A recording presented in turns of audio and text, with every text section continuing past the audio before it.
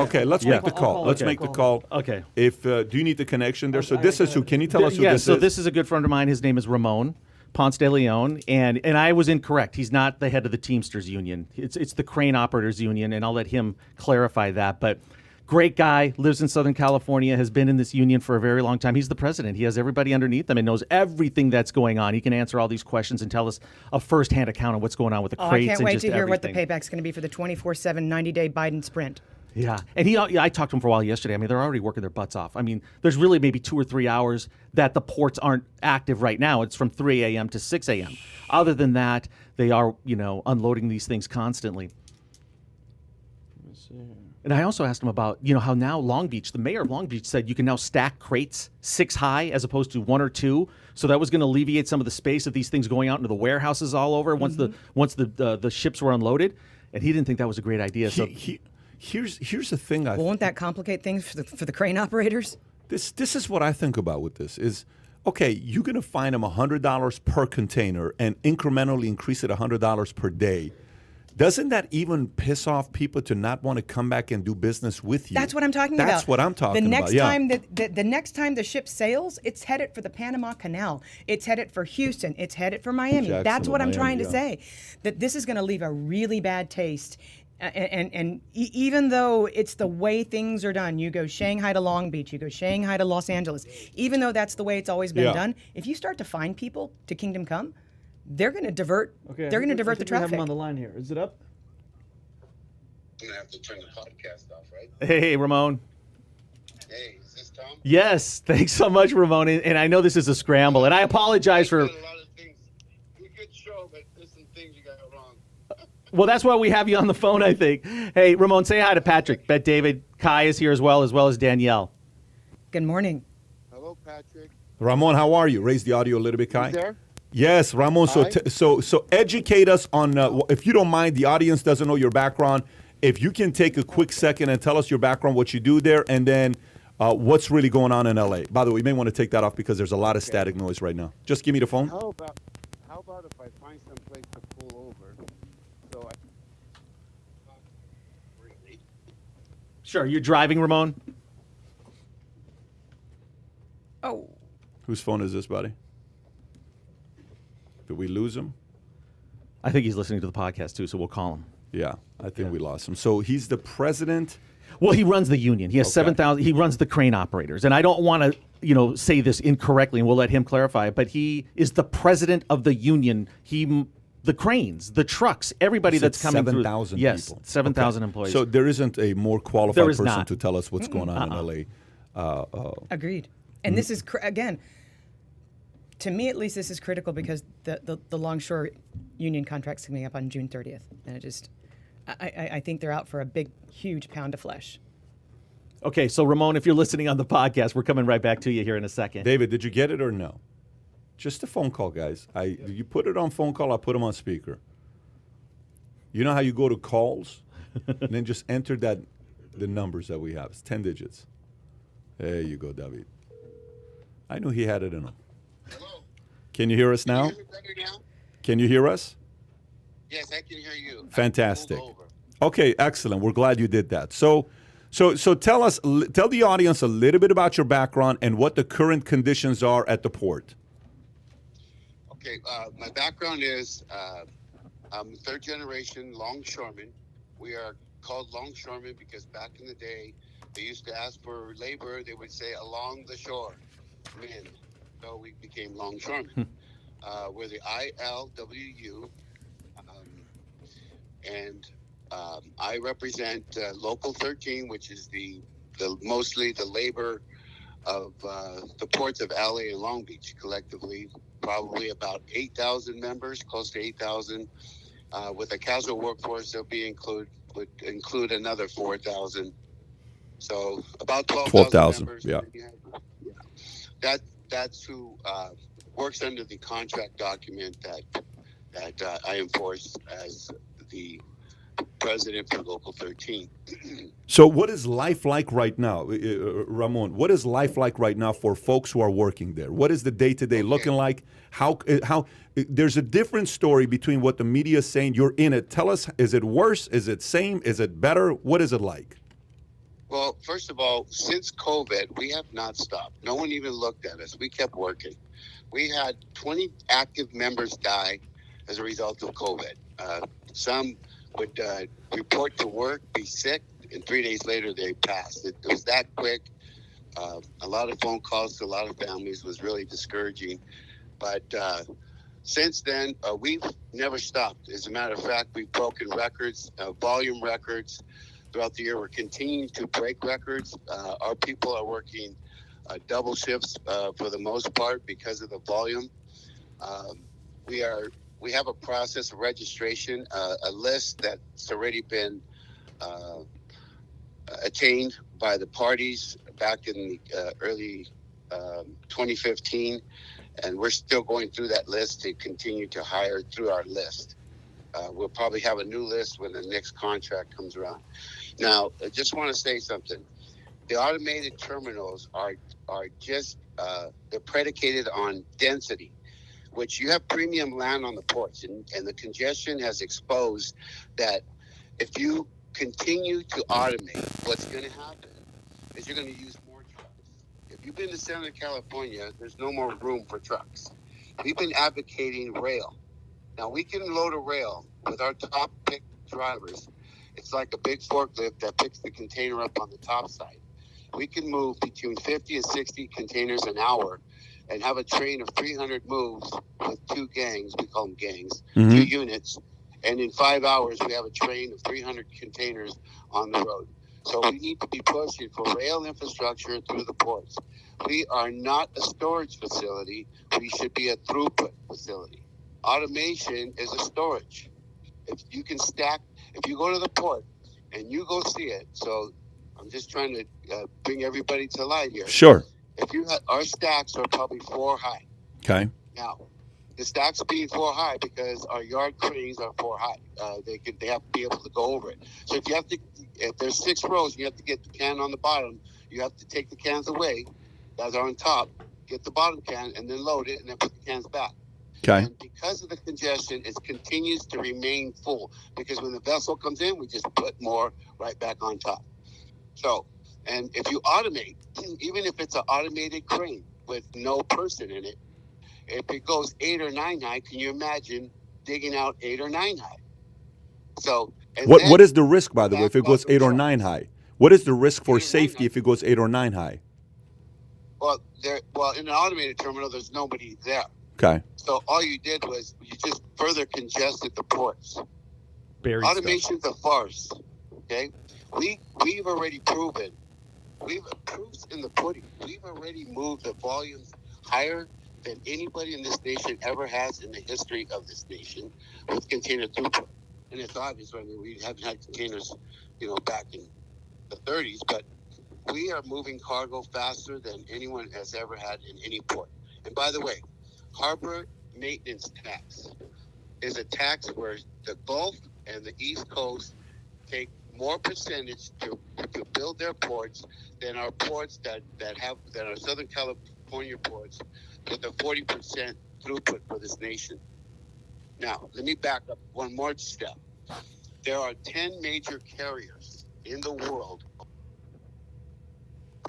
of all waterborne goods. Of those 10 carriers, we have 3 alliances. It's a monopoly. Okay, they control the price of the container. They control it. And guess what? What? Recently, in the last decade, they have now taken control of their own terminal operator. The terminal operators who employ us used to be the mom and pop, founded here in the U.S., people that were born and raised here. They're still those employees, but the control is the carrier. They're all foreign owned. There's none here. Now, and they are recording $3.5 billion a quarter. CMA, CGM, the number 3 in that chain, the number 3 carrier has recorded 3.5 last quarter and 2.1 the quarter before. Maersk is the number 1. They recorded in 2 different quarters, back in the pandemic, during the summer of 2020 and the first quarter of 2021. You combine those two, a 4.3 and a 2.7, that's $7 billion of revenue And if you do the math on that, the average is 3.5. So I'm going to continue with this 3.5. And none of that money comes back into our infrastructure. None of it goes back into our economy. So we've lost our beaches. We lost our manufacturing. All right, look at Detroit. And now, here's the third part. They are not calling the Port of Oakland. There's no backlog there. And you know what Oakland is primarily used for? Export of agriculture. What happens if our farmers lose farm? Are we going to be asking other countries for food? And what's that price going to be? And who controls the price? We are Americans working for America. So let me ask you this here. So the questions about some of these other states that are sitting there saying, hey, if you have, like DeSantis says, if you're having a problem over there, bring them over here to us. We can work. We have workers here. How much of the challenges that we're reading about is the shortage of truckers? How much of the challenges we're hearing about is the shortage of workers? How much of the challenge we're hearing about is politics? What is the how much of the challenge is it the fact that the ships are not getting someone hired to get it off? What's the real challenge that's taking place there? The real challenge is the lack of land space, and no one wants to purchase it. We need to get the containers as quick as possible. My suggestion is some of it is empties going back. Some of these carriers don't want to do it. I suggested to one of the port authorities that there should be a mandate of 50% of empty containers that must be loaded back on the vessel to get it out of here, back to wherever we buy our goods. Okay? Now, that'll clear some of the dock. The other thing is the third shift. Now, by the way, we have flexible shifts. We can work 3 different start times on the day shift, which is the first shift, 3 different start times on the second shift, which amounts to about 20 hours of work, and we do. We have these staggered shifts. So that's only about a 4 or 5 hour downtime. Now that 4 or 5 hour downtime on the third shift should be used for consolidating on the dock. They should use for delivery, and they should be used for rail movement. Okay, so BNSF has and UPS to get on board also. So the stakeholder chain outside the ports has to make a move. It's not the ports. You guys are looking at the sink full of water when the clog is in the pipe. The clog's in the pipe. It's not the workers. It's not anything. It's not any labor shortage with us. We work day and night, and the deal is there's somebody with this $100 tax. I suppose some of the carriers and some of the everybody else in the stakeholder chain. I don't know.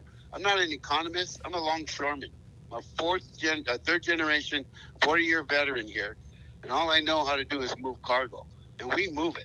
How do we get more truckers? Any automated system. You can take your automated system. What's the best way to increase the number of truckers in the country? Some of the railroads have also said that they're sitting on containers because there aren't enough truckers to pick them up from the railheads. So how do we get more truckers in America? Well, that question I can't answer. I mean, I'm just, like I said, a longshoreman. But what I can say is this, that here's what's happened to our economy. Since we've done overseas trade, every consumer, everybody buys Amazon. I mean, I was a crane operator when I made president in office. We have a very democratic system. I was buying online. Here's the deal. The container is the warehouse. If you go look at Costco, you go look at those shelves, you see a pallet that's high up there and it's got shrink wrap. That wasn't done at any warehouse in America. That was done by whoever boxed it in, say, like China. So the container has become the warehouse. So when 2019 came around, there was a 25% steel tax to China. Well, for some odd reason, we all of a sudden got the COVID in March of 2020. Go figure, and where it came from, okay? So there was no end game. When you attack China's economy, they attack you their way. Wow. I won't say conspiracy, but I read. I'm a Bible thumper, if you want to call me that, whatever. So I have a lot more thoughts that different than some of my union brothers and sisters. But that's China does produce 89% of the world's containers. 89% is what China produces. How about the percentage of chassis that they produce? Absolutely. We sold out to everybody. We're buying from everybody. It's not. We have to wake up. We don't have our beaches anymore. Okay, our economy is outside us. We buy. We ship back empties and we buy goods. I see it every day. Ramon, two questions for you. That's us. Ramon, two questions for you. Number one, Go ahead. are you concerned? Are you concerned that some folks are going to say, you know what, I'm going to instead of the strategy of going to Long Beach or LA, I'm going to go to a different direction. I'm going to go to Houston. I'm going to go to Miami. I'm going to go to Jacksonville. I'm going to go to Mexico's port. Does that thought at all concern you that someone's not going to want to go to LA, or is this not an LA and Long Beach issue? It's not an LA Long Beach issue. The supply chain outside of us is cramped. There's kinks everywhere. Even if they go to another port, who's going to truck it out of there? Who's going to rail it out of there? Okay? The supply chain outside the ports, I don't care what port it is going to be hit no matter where you take the containers. So you're not at all worried that it could go elsewhere? You're not at all worried that they're going to go elsewhere because other places are not putting that fine of $100 and another $100 incremental day by day if the containers stay there? Well, of course, I'm always concerned that work leaves us. Of course, that's a concern. But you know what? That's out of my control, and I don't worry. You know, I say my prayers every day. The good Lord's been taking care of us. Hey, we're moving cargo in Southern California. You know, when this balances out, the majority will be in Southern California because we're going to move it. And we're going to move it fast. And we're going to push for rail because rail saves the economy, saves the environment. It moves faster because you don't have a congested freeway. I can't even get on. I have to leave so early to get to work. I live in La Mirada, and I have to drive on the 91, and I'm in number one lane. Everything else is trucks. There's no more room to put trucks anywhere. So when and the ports are projecting to get, we're going to get to what they call TEUs, a 20 equivalent unit. We're going to get to the 20 million mark, I suppose, by this year. We did 10 million in a 12-month period in the Port of LA. And that was from May to May 2020 to about May 2021. It was a big celebration. But we're going to continue to move the cargo faster and more efficient than anybody. And last but not least, from I guarantee that. Last but not least, from what you know, what are in these containers? You know, you're hearing perishable goods. You're hearing how businesses are telling America, yeah, listen, Christmas toys are not going to be delivered on time. How aware are you of what are in these containers? Brother, like I said before, we purchase everything outside the U.S. Corporations and big business have done their manufacturing outside the U.S. Where are their manufacturing plants in here? Where are the toy plants? Are they in the U.S.? Where are automobiles made? Detroit's gone. This is just the life we live now in America. We don't manufacture in America. Hey, Ramon, here. I'm sorry. Outside of stuff. Ramon, you and I were talking about this a little bit last night too, and the phone was kind of breaking up when you first started talking about it. But you were talking about those companies that are profiting from the owners of the cargo ships. Do you think any of this is politically motivated or anything because of the profits people are making because of this shutdown or this slowdown? Is there something going on other than just logistics? I don't know if you're a carrier and you could make money off the congestion and it's working for you, would you even care if the containers moved or not? I don't know. The proof's in the pudding. Carriers, three major carriers are recording $3.5 billion a quarter during congestion. They've raised the price of the container. America, what are we going to do? You tax the carrier, he claims he's going to go, they claim they're going to go elsewhere. Okay. Well, you know what? Who's going to flinch first? I don't know, man. I'm a longshoreman. We've never backed down from anything.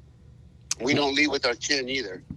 So, you know what? If this is the game other countries want to play with us, I know we got to find a strategy to defeat it. And like I said before, longshoremen are not economists. All I know is I'm going to be moving cargo as quick and as fast as we can. We're going to work as many hours as we can. Now, the employers are the ones who make the orders. So when you look at this, us not working the 24 hours, the employers are the ones that have to put an order in. They order us to go to work, we work. Your employer says, okay, you're working 9 to 5, you're working 9 to 5. Okay, whatever it is. Good so point. That part of it is what I know. Well, first of all, Ramon, one, thank you for pulling over and being a guest. The audience has definitely enjoyed listening to you. And number two, thank God a guy like you is leading that 8,000 and 4,000 union as the president. Whoever gave you the promotion, well-deserved to them and well-deserved to you for leading men the way that you are. Appreciate the insight, and hopefully in the future when we have another story like this, we'll invite you back on to come and give us your insight. Okay, I should give you this. Pray for our country. Oh, we need to pray. There's no question about that. Thanks, buddy. Appreciate you, Ramon. Take care. Drive safe. Bye-bye. So two things real quick. Pull up the Market Watch story real quick, the one that was up there. Wow. To his point, yesterday it was reported that our trade deficit rose to a record high of $96.3 billion. Exported goods from America fell 4.7% last month. Okay. So the record number. Pull up the map of the rail network in America. Where'd it go? Okay. There's not a lot of rail coming out of Southern California, to his point. Look at where the rail is. The rail is it's where the Rust Belt used to be. That's where the rail heads were built. And Union Pacific has invested a hell of a lot of money in Texas and in a railhead that crosses the border. But there's not a lot of rail traffic coming out of Southern California, to his point.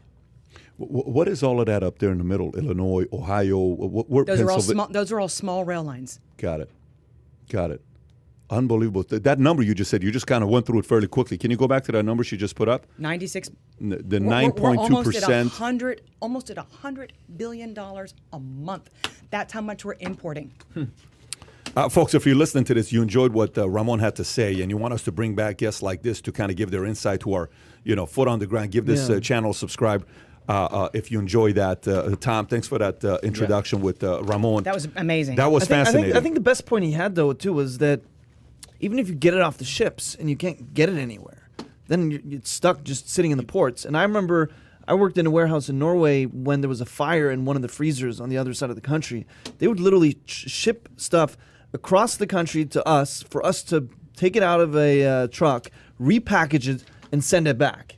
Because that was more efficient because of the backlog they were experiencing. So I definitely think that that's something that I have overseen in terms of they can get it off if they can't get it off the ship, and then it's just stuck at the port, it's not going anywhere. And with the backlog we have, there's only room for so much before they have to start shuffling things. And like you talked about, you're going 4 or 5 in the height, and you have to get a hold of the container at the bottom. You now need to move 4 containers just to get that to move it away, and you talk about just increasing the time of doing that by 4, 5, 6 creating times. inefficiencies. And I think the other good point too is they're busting their ass, right? They don't determine their said work hours. We've not stopped working during COVID. Right. He just flat out said it.